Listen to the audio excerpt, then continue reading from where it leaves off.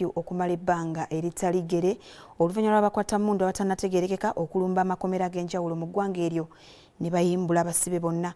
Obulumbaganyi buno bwabaddewo olunaku lw'eggulo wabula ng'ab'obuyinza mu ggwanga eryo bategeezezza nti abasinga ku bateeberezebwa okwenyigira mu kuyimbula abasibe bano bakwatiddwa era nga batemeza amabega wa mitayimbwa. Bw'abadde ayogerako eri eggwanga lye, omukulembeze wa Sierra Leone Julius Maada Bio ategeezezza nti ekikolwa kino kyabadde kityobola demokrasiya w'eggwanga eryo n'ekigendererwa ekyokunafuya ebyokwerinda wabula nga tekyabadde na kigendererwa kyonna kyakuvuunika gavumenti nga bwe bizze byogerwa abantu abawerako. Okusinziira ku b'obuyinza, abasibe abasinga mu makomera agawerako bayimbuddwa era nga abasirikale bateekeddwa ku midumu gy'emmundu olwo abakwatamundu bano ne batuukiriza ebigendererwa byabwe.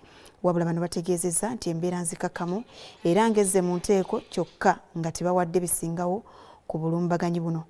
Mu mbeera eno walangiriddwawo kafyu era ng'abantu bonna basabiddwa okusigala mayumba gaabwe nga n'entambula z'ennyonyi eziyingira n'okufuluma eggwanga lya Sierra Leone nazo ziyimiriziddwa.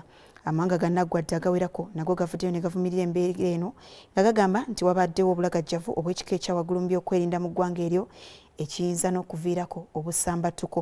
Bino ebijjidde ng'embeera y'ebyobufuzi mu ggwanga lya Sierra Leone ya bunkenke okuva omukulembeze aliko Julius Maada Bio lwe yaddamu okulondebwa ku bukulembeze bw'eggwanga eryo.